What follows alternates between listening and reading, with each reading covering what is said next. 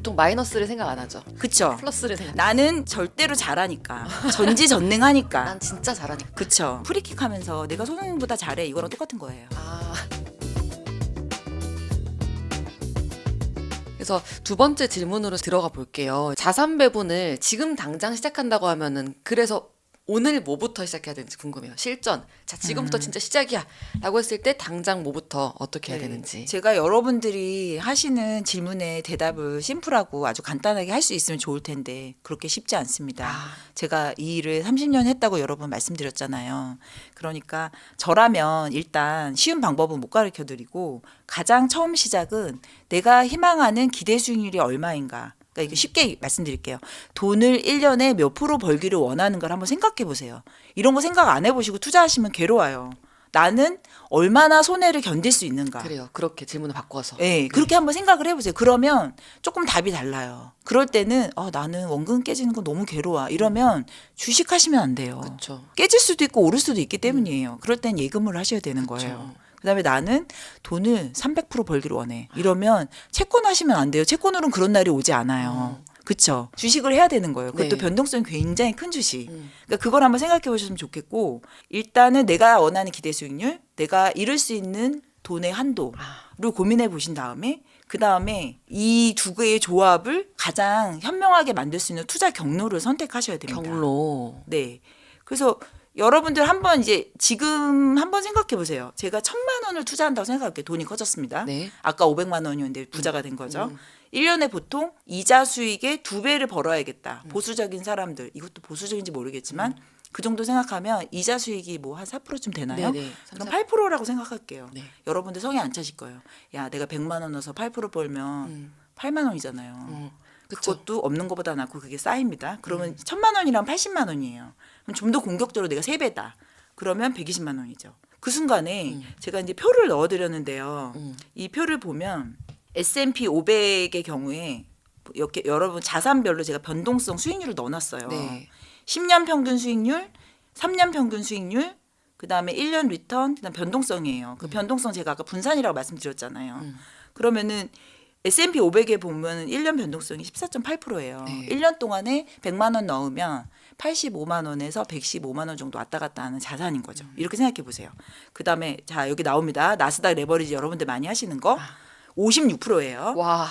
자, 그러면 내가 이 돈을 100만 원을 넣으면 44만 원에서 156만 원을 왔다 갔다 하는 돈이죠. 내가 이걸 감당할 수 있는가? 그럼 이 자산 선택하시면 돼요. 그쵸. 이건 정답이 없는 거예요. 개인의 성향에 따라 합니다. 그래서 은행이나 증권사 가시면 여러분의 투자 위험을 검사해요. 맞아요, 맞아요. 내가 리스크를 선호하는 사람인지 리스크 어버스인지 이런 거 하시잖아요. 맞아요. 본인의 현황을 파악하는 게 제일 중요합니다. 그래서 조금 더 쉽게 설명하면 여러분이 돈 벌 확률도 엔비디아, 테슬라, 한국의 2차 전지, 코스닥 주식이 훨씬 높아요. 변동성이 크니까요. 하지만 잃을 확률도 높다. 그렇죠. 내가 감당할 수 있느냐, 잘 시기에 들어갈 수 있느냐를 생각해 보셔야 돼요. 그래서 잘못 들어가시면 반토막이 될 수 있습니다. 그래서 이런 표를 보시면 지수가 좀 편안합니다. 맞아요. 일반적으로 어떤 나라의 주가 지수도 10에서 15% 정도 움직여요. 주가 지수는 통계적으로 몇십 년 계산해도 한국은 조금 높아요. 변동성이 커요. 미국은 15% 정도인 걸로 제가 알고 있어요. 계산해 보면. 그다음에 보시면 채권으로 넘어가면 채권은 5%잖아요. 네. 근데 미국 국제 초장기도 지금 14%예요. 주식만큼 움직이는 거예요. 근데 여러분들 요새 제일 많이 하시는 게 막 30년 국채 액티브 뭐 맞아요. 2배 막 이런 거 하시잖아요. 그러니까 내가 한 30% 이룰 수 있는 확률 예, 투자하고 있는 거예요. 네, 하고 계시는 거죠. 채권이라고 안전하다고 생각하지 마세요. 시가평가면 빠질 수 있습니다. 장기면. 내가 이거는 예. 30만 원, 30년 채권이면은 30년 동안 홀드하고 쿠폰을 다 받은 다음에 맨 마지막에 원금 상환을 해야 그게 원금인 거예요. 그쵸. 근데 여러분이 30년 동안 그거 안 갖고 계실 거잖아요. 그러면 30년 채권도 중간에 사고 팔면은 빠질 수 있어요, 원금이. 그렇죠. 채권은 만기까지 가져야 원금이 보장되는 겁니다, 여러분. 그다음에 금도 15%예요. 네. 원자재도 그 변동성이 21%예요, 보시면. 그리고 이제 네. 그렇게 해서 자산 배분을 해서 기대 수익률 변동성 계산하면 이 중에 네. 어떤 걸 선택할지 나오잖아요. 근데 내가 그거를 또 할 때 아까 처음에 말씀드렸잖아요.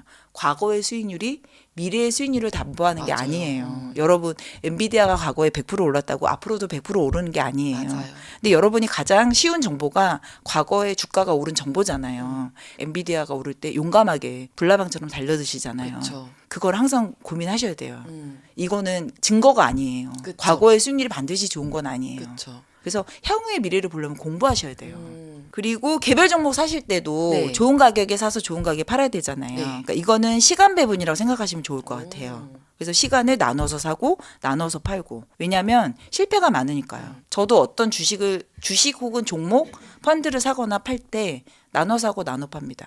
한꺼번에 사는 왜냐하면 게 아니라. 왜 제가 제 자신을 너무 잘 알기 때문이죠. 왜냐하면 열심히 공부하고 상황을 봤어도 이벤트가 자꾸 생겨요. 우리가 예상할 수 없으니까 그 위험을 줄이려면 시간도 좀 배분해서 하시는 거죠. 그리고 상관계수 여러분 아시죠? 이쪽이 하나 움직일 때 이쪽이 비슷하게 같이. 상관돼서 움직이느냐. 아, 그러니까 정비례. 예, 정비례. 네. 그쵸. 그러면 1만큼 움직이잖아요. 네. 그쵸. 네. 근데 1이 아니라 보통은 이제 왔다 갔다 하죠. 네, 네. 많이 상관관계가 있으면 0.5, 0.6이에요. 거꾸로 하면 서로 반대로 움직이는 거죠. 그럼 반대로 움직이는 자산 갖고 있으면 이 위험에 조금 대비할 수 있죠. 좀 상쇄되는 거죠. 이게. 그죠, 그죠. 네. 그러니까 그런 식으로 그래서 제가 상관계수를 한번 또 넣어드렸어요. 보시면 이 표, 오호. 이거 열심히 계산했습니다, 여러분. 오. 이거 보세요. 보시면은 상관계수가 1일 수는 없고요. 네. 쉽게 미국의 인덱스랑 미국 채권이랑도 상관계수가 거의 마이너스가 요새 많이 안 돼요. 네. 그리고 실제로 마이너스가 좀 큰 게 뭐가 있냐? 미국 초장기랑 그다음에 미국 S&P 500 주식이랑 이렇게 마이너스로. 이것도 이제 마이너스면 조금 반대로 움직일 확률이 높은 거죠. 그렇죠. 그래서 이 상관계수를 보고 비슷하게 움직이는 거는 사실 살 필요가 없는 거예요. 그렇죠. 겹치는 캐릭터인 거죠. 그쵸, 그쵸. 빨간색 그 대각선으로 가로지르는 그쵸. 저 친구들은 이제 겹치는 캐릭터니까 굳이 내 바스킷에 네네. 그쵸 두 개 소스 똑같이 토마토 소스 두 개 다른 브랜드 걸 넣는 거예요. 그죠, 그죠. 그쵸. 네, 하나는 토마토 소스, 하나는 크림 소스. 맞아. 쭉 말씀을 해주셨는데 자산을 배분을 했어요. 배분을 하고 나 자산 배분 끝났다. 이제 나의 일은 끝났다라고 하는 게 아니라 리밸런싱도 중요하다고 들었어요. 리밸런싱의 개념은 뭐고 어떻게 해야 되는 건가요? 이거는 좀 전문적이신데 네. 시나리오 1, 시나리오 2로 설명을 드릴게요. 일단 시나리오 1은 주식이 10% 상승하고 시나리오 2는 주식이 10% 하락하는 거예요. 네. 채권이 4% 하락, 하나는 채권이 6% 상승. 금이 10% 하락, 금이 7% 상승. 제가 이제 이걸 엑셀로 한번 계산해 봤어요. 그래서 여러분이 1년 전에 주식을 500만 원, 채권 400만 원, 금을 100만 원, 합해서 1000만 원, 큰 돈이죠. 이거를 넣었다고 생각해 보세요. 이거는 이제 인센티브를 받아서 몇 년을 모아서 하셨다고 생각해요. 그래서 주식을 1년 전에 50% 사고 채권을 40% 사고 금을 10% 샀죠. 근데 이 50%를 주식을 뭐 ETF든 주식이든 5개 나눠 살 수도 있어요. 근데 시나리오 1은 그렇게 되면 주식이 54%로 상승해요. 비중이. 시나리오 2는 46%가 돼요. 그다음에 이제 비중 나오시죠. 금액도 있을 텐데 그러면 요거를 여러분이 원하는 원칙이 있어야 되는 거예요. 내가 처음에 5대 4대 1로 하겠다고 사전에 정했어요. 근데 이걸 정할 때 있어서 내가 원하는 기대수익이라고 변동성이 있는 거죠. 그쵸. 나는 실제로는 이 주식이 이 정도 오르길 원했어. 혹은 이 정도 변동성이 원했어. 근데 그거랑 예상과 다르게 움직일 수 있잖아요. 1년이 지나면 주식이 550만 원이 되고 네. 시나리오 2가 되면 450만 원이 돼요. 그러니까 정답은 있지 않아요. 일정 주기 3개월, 6개월, 1개월 내가 원하는 시기별로 할 수도 있고요. 네. 나는 요만큼 터치를 하면 줄이겠어. 이런 마음이 될 수 있어요. 가격으로 할 수도 있고. 네, 주식이 50%인데 내가 54%까지 가면 너무한 것 같아. 그러면 그 달에 가서 54% 수준의 거를 4%로 줄이면 되는 거죠. 매도하는 거죠. 네. 네. 엑셀로 그냥 보시면 돼요. 쉬워요. 그다음에 46이 되면 50%가 돼요. 이게 여러분들이 말하는 물타기 불타기예요. 아, 물타기. 그런 효과가 되는 거죠. 나눠서 가능하면 저는 개별 주식은 말고 ETF나 종목 말고 지수로 하시기를 아, 부탁드립니다. 그렇죠. 여기서 얘기하는 주식, 채권, 금은 지수에 투자하는 ETF. 가능한. 예. 그렇죠. 채권 여러 개 모아놓은 네. ETF, 금 ETF. 예. 여러분이 손해 볼 확률이 낮기 때문이에요. 그렇죠. 그것도 그 안에서 또 분산이 네, 되어버리기 네. 때문에. 그렇죠. 그 ETF 자체가 여러 종목이 들어가 있는 펀드와 같은 거니까 그런 걸로 하시는 게 좋고 아니면 개별 자산별로 그 비중 말고 개별 자산별로 목표 수익률이 있을 수 있잖아요. 그 목표 수익에 도달할 때까지 놔뒀다가 이익 실현하는 방법도 있어요. 혹은 나는 주식은 600만 원까지는 안 갔으면 좋겠어. 이런 식으로 한도를 정하실 수도 있어요. 이게 실제로 펀드 매니저들도 이렇게 해요. 종목별 한도도 있고요. 내 이 에셋별 한도도 있고요. 그다음에 예를 들면 반도체 주식은 몇 프로 이상은 안 가져갔으면 좋겠어요. 이런 게 룰들이 있어요. 그 룰 베이스에 따라 하는 거죠. 근데 이런 생각이 들잖아요. 이제 저희는 전문 투자자가 아니다 보니까 그쵸. 500만 원에서 600만 원이 됐어요. 주식 자산이. 네. 근데 욕심이 생기는 거죠. 더 가겠는데? 그렇죠. 그래서 오히려 빚을 주식 내죠. 더 안 팔고 더 사고 막. 그렇죠. 그렇죠. 그런 심리는 뭐 물론 알아요. 틀렸다는 것도 알지만 그런 심리가 들 것 같아요. 개인 네, 투자자분들. 저도 그럴 것 같아요. 근데 그래도 팔아야 된다는 거죠. 원칙적으로는. 처음에 원하는 목표가 그거였으면. 왜냐하면 내가 원하는 기대 수익률, 내가 원하는 변동성이 있었잖아요. 그쵸. 그거에 내가 감당할 수 있는 위험을 넘어선 순간이 될 거예요. 돈을 네. 더 산다면. 그러면 내가 처음에는 10%짜리 변동성, 그러니까 10% 이룰 수 있는 위험에 가진 그쵸. 성향의 투자자였는데 그쵸. 성향을 바꾸시는 거잖아요. 음. 그런 건 안 하셨으면 좋겠다는 거죠. 음. 예를 들면 그 삼성전자에 대해서 내가 감당할 수 있는 변동성 있으셨는데 네. 만약에 15%다. 네. 그럼 내가 삼성전자를 100만 원에 샀는데 15% 빠졌으면 로스컷 하셔야죠. 로스컷. 그게 손절매를 하셔야 되는 거죠. 왜냐하면 나는 처음에 변동성을 15%로 생각한 투자자니까요. 그러니까 나의 이게 잘 기준이 안 안 돼요. 맞아. 그쵸. 그래서 원칙을 항상 생각해 보셔야 돼요. 내가 어느 정도까지 감당할 수 있나. 그리고 올랐는데 내가 원래 처음에 금을 들어갈 때는 금 부분에 대해서 내가 한 30%만 먹겠다라고 생각하셨으면 30%가 됐으면 좀 줄이세요. 팔아야 돼, 일부를. 예, 여러분이 꼭지에서 파실 수 없어요. 전문 투자자가 아니잖아요. 나눠서 사고 제가 나눠서 팔라는 얘기가 그 확률을 높이기 위한 말씀을 드리는 거예요. 근데 제가 여기서 뭐 그거는 더 사시고요. 이건 더 파시고 이런 얘기 하면 안 돼요. 저 잡혀가요. 저는 실제로 투자를 업을 하는 사람이기 때문에 금감원에 잡혀갑니다. 그런 얘기 할 수 없고요. 여러분이 원하는 한도, 위험 한도 여러분이 생각하는 수익률에 맞춰서 그걸 고민해 보셔야 돼요. 그리고 내가 처음에 투자하기로 한 돈이 자꾸 늘어나시는 것도 문제예요. 아우, 그래요? 왜냐하면 내가 여유 자금이 1,000만 원이었는데 왜 그게 갑자기 주식이 빠졌다고 해서 2,000만 원이 되나요? 빚내서 2,000만 원치도 하시잖아요. 물타기 하신다고. 그게 최악이에요. 내가 감당할 수 있는 자산 내에서 하셔야죠. 그쵸. 사실은 땅에 묻어서 없어져도 되는 돈으로 재테크 하는 거예요. 그쵸. 아, 땅에 묻어서 없어서도 되는 돈으로. 근데 보통 그렇게 안 하시죠. 그쵸. 곧 보증금 내야 되는데 보증금으로 하고 곧 결혼해야 되는데 결혼 자금으로 하고 집 팔아서 그 돈 집 사서 매도 대금 내야 되는데 그걸로 주식하고 이러시는 분들 저 많이 봤거든요. 자꾸 손에 돈이 들어오면 뭐 어떻게 해야 될지 모르겠어서 써버리는. 네. 그쵸. 그러니까 사실은 내가 감당할 수 있는 위험이라는 게 제가 아까 뭐 변동성 계산하고 막 숫자 네. 계산해서 8% 10% 얘기했지만 네. 이런 것도 되는 거예요. 이 돈이 없어도 내가 괜찮은가? 이 돈은 진짜 잃어버려도 되는 건가? 왜 딸 것만 생각하시는지 모르겠어요. 맞아요. 맞습니다. 리밸런싱 주기가 궁금해요. 언제 한 번씩 하는 게 아. 좋을까요? 보통은 사실 한국 주식 시장 같은 경우는 너무 빨리 움직이니까요. 이거를 뭐 3개월, 6개월 하면 조금 어려우실 수 있어요. 제가 볼 때는 펀드 매니저들도 한 달, 2주 만에 매도들을 많이 하고요. 네. 보통 운용사에서 펀드 매니저들이 MPA를 한 달에 한 번씩 하거든요. 큰 거는. 네. 하지만 세세하게 매매는 2주, 1주마다 해요. 아, 근데 NPA가 혹시 모델 포트폴리오라고 해서 이제 펀드 매니저들이 펀드에 넣는 종목들은 50에서 100개, 네. 50에서 60개 이렇게 있잖아요. 네. 그 종목에 대한 회의를 매일도 하지만 회의를? 큰 회의는 한 달에 한 번 정도 해요. 아, 그 회의 한번 들어가 보고 싶네요. 안 되죠. 안 됩니다. 어허. 왜냐하면 그거 프런트 러닝이라고 해서 네. 그 펀드에 있는 종목을 여러분들이 먼저 사실 수 있잖아요. 아. 잡혀갑니다. 금감원에서 나타나실 거예요. 구나. 제가 또 이런 위험한 발언을. 저도 여기 와서 그런 거 종목 얘기는 할 수 없고요. 이런 룰만 얘기할 수 있고 그래서 이제 이런 의사결정 훈련이 필요해서 매매 훈련도 네. 리밸런싱을 여러분이 잘하기는 어려워요. 그래서 한 달, 3개월, 6개월 이렇게 여러분이 주기 정하시면 돼요. 아, 그러면 그쵸. 확률이 높아지죠.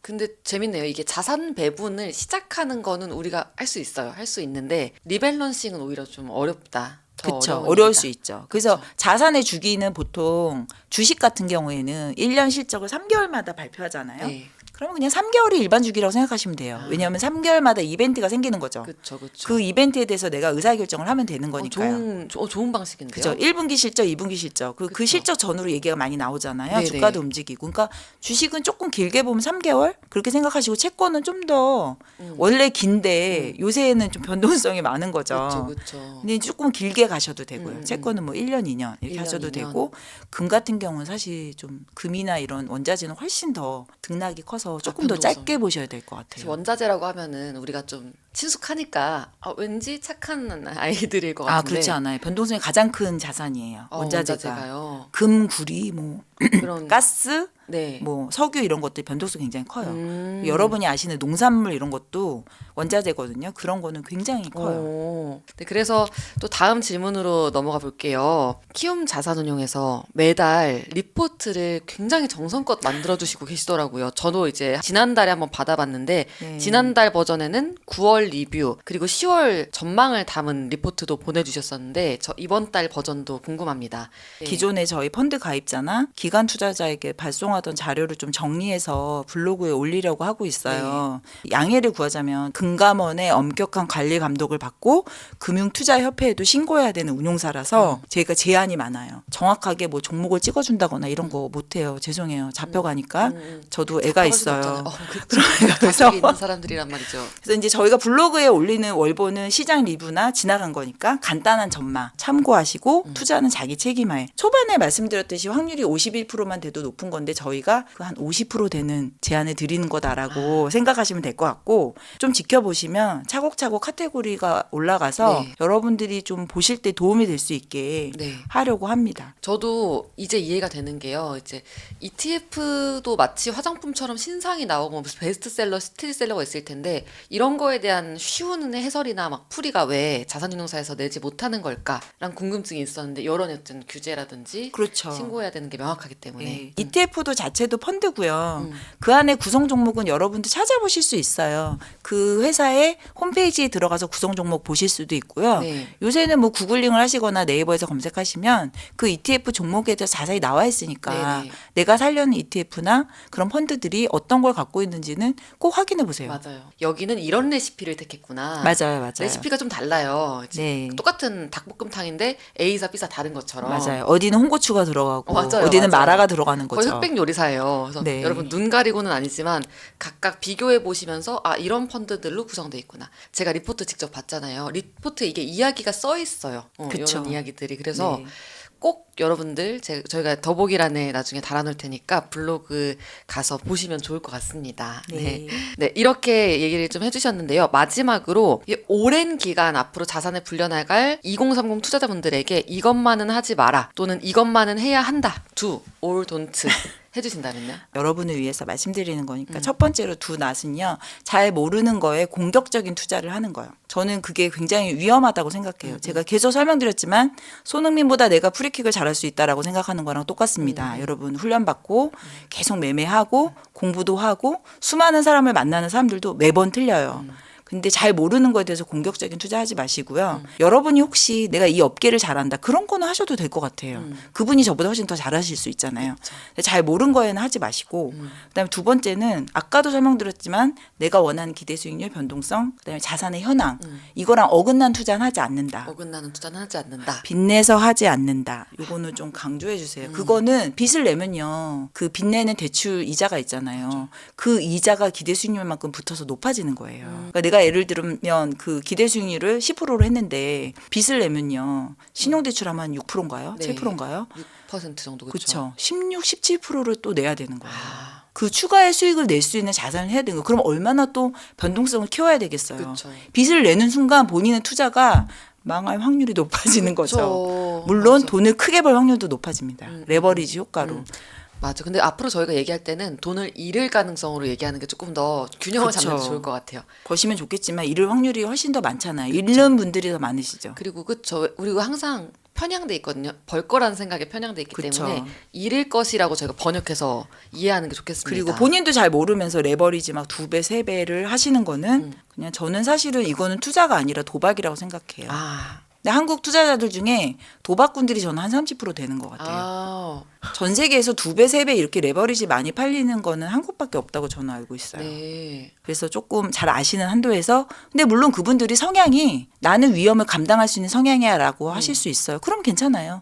그 돈 잃어버려도 괜찮으시면 괜찮아요. 나의 원칙이 명확하다면 괜찮다. 네. 그렇죠. 근데 이제 하면은 좋은 거 그러면 저는 사실은 이거 제가 진짜 광고하는 게 아니라 가능하면 전문가에 맡기는 거가 제일 좋다. 왜냐하면 전문가를 훈련된 하면? 사람들이 네. 펀드 매니저, 뭐 ETF, 펀드, 그다음에 뭐 여러분이 아시는 증권사나 이런 데 가서 맡길 수도 있는 거고요. ETF나 펀드에 인터넷으로 가입하시면 되죠. 그쵸. 모바일로 다 할 수 네, 있으니까. 그리고 적립식으로 뭐 이번 달은 50만 원, 다음 달은 100만 원. 뭐 이번에는 이런 펀드를 해봤으면 다음에는 이런 펀드 혹은 ETF 이렇게 하시면 되고 종목도 그렇게 나눠서 사시면 크게 손해 안 보실 거예요. 네. 그렇게 하시면 좋겠고요. 분산 투자하고 장기 투자하고 제발 여윳돈으로 하시고 맞아. 그다음에 제일 마지막에 말씀드리는 거는 저는 사실은 2030 여러분들이 너무 돈돈하지 않으셨으면 좋겠어요. 자기 일에 좀 충실하시고 왜냐하면 내가 일을 열심히 해서 이 영역이 좋아져서 돈을 벌 확률이 훨씬 높지 않을까요? 맞아요. 연봉을 높이는 게 네. 가장 정확한 투자라고. 근데 요새 보면 그 네. 돈에 잡아먹히신 분들이 많은 것 같아요. 돈 얘기가 그렇게 좀 왜곡됐죠. 네, 재테크가 나의 앞에 커리어를 잡아먹는 사람이 안 됐으면 좋겠고 내가 잘 아는 분야에 투자하시는 게 어떨까 네. 그런 생각을 합니다. 아, 너무 솔직하고 정확한 말씀 감사합니다. 또 이런 질문 주셨어요. 투자하면서 실패도 한다고 하셨는데 마인드를 어떻게 컨트롤하는지 궁금합니다. 그리고 혹시 추천하시는 책이 있으실까요? 마인드 컨트롤이요? 네. 마인드 컨트롤 매일 하죠. 저는 사실은 제가 주식 투자를 오래 했거든요. 주식 매니저를 오래 하다가 네. 3, 4년 전부터 자산 배분실을 옮긴 거예요. 근데 국내 주식을 또 그렇게 오래 하면 고통의 나날들이 많죠. 그래서 매일매일 리셋하는 마음으로 이 주식을 내가 다 팔고 다시 살 수도 있다. 오늘 다시 생각해보자 라고 얘기를 하고요. 제가 이제 저희 그때 같이 일하던 후배들한테도 얘기했던 게 지금의 수익률은 6개월 전, 3개월 전 내가 얼마나 고민했느냐의 결과라고 생각해요. 6개월, 3개월 전에 내가 산 주식, 처리했던 주식이 지금 효과를 나타내는 거거든요. 근데 꾸준히 공부하고 그걸 기회를 놓치지 않으려고 많이 한 경우에는 사실은 조금씩 좋아져요. 근데 제가 어느 순간 게을렀다. 이거를 잘 찾아보지 않았다. 이 회사는 탐방을 안 갔다. 내가 나이브하게 그냥 내가 아는 판단으로 생각했다는 경우가 낭패를 주는 경우가 많습니다. 그래서 사실은 다 제 업보예요. 내가 이때 게을러서 이때 뭘 놓쳐서 누구를 만났어야 되는데 못 봐서 어떤 리포트를 안 봐서 라고 생각을 하거든요. 그래서 예, 그 부분을 좀 좋아지게 하려고 하고요. 투자 관련된 책 저는 사실 안 봅니다. 죄송해요. 재테크 책 저는 안 봅니다. 팔려고 하는 거라서 별로 의미 있는 책은 잘 모르겠어요. 근데 여러분이 그냥 아셔야 되는 거는 나의 투자는 내가 가장 관여할 수 있다라고 저는 생각을 합니다. 그분들 다 책 팔려고 하는 건데 뭘 거기다 돈을 쓰세요. 맛있는 거 사드세요. 맛있는 거 사드세요, 여러분. 또 이제 관점에 따라 다를 수는 있지만 오늘 우리 상무님 너무 화끈하고 정확하게 소신 발언해 주셔서 너무 좋습니다, 진짜. 죄송해요. 저 진짜 안 봐요. 제가 오늘 중간중간 빵빵 터져가지고 출근길에 들으시는 분들 악 하셨을 수도 있을 것 같은데 너무 알차게 얘기 나눠주셔가지고 너무 감사드립니다. 네, 제가 무슨 짓을 한 거죠, 여러분. 네, 감사합니다. 말씀 나눠주셔서 감사합니다. 감사합니다. 저희는 오늘 여기까지 얘기를 나누고요. 이제 업무 시작하실 텐데 진짜 알찼다고 너무 재밌었다고 막 지금 댓글이 올라오고 있어요. 너무 감사합니다. 너무. 오늘은 인사드리고요. 매주 목요일, 월요일과 목요일 아침 7시 40분 뉴스토스트에서 다시 인사드리도록 하겠습니다. 감사합니다.